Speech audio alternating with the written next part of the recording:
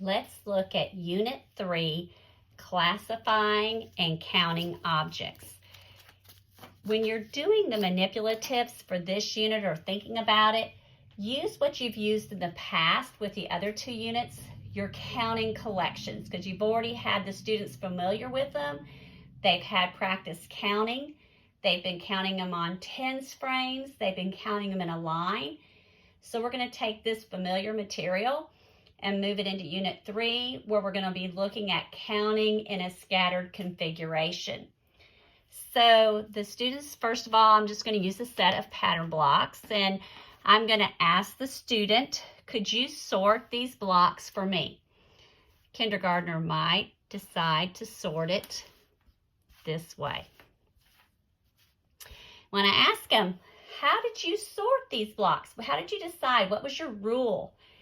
They might say, I've sorted these by color. These are yellow. These shapes are green. This shape is orange, blue, tan, and red. So your next question will be, can you count how many in each group? Well, yes.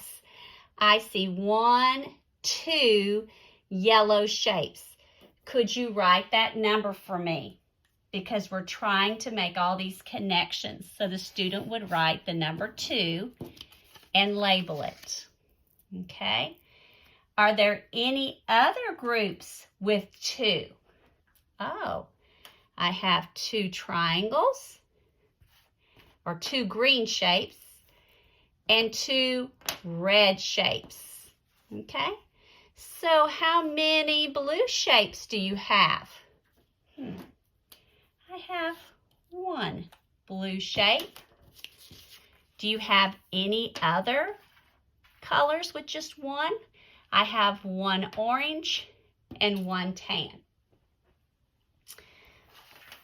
Then ask the students, can you sort it again, right? Because we want them to really think about and go a little bit deeper.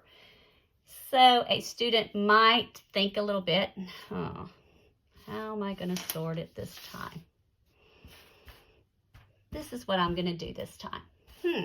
Tell me, how'd you decide? What is your rule for sorting? These shapes have 4 sides. These shapes do not have 4 sides. Oh, how many shapes have 4 sides?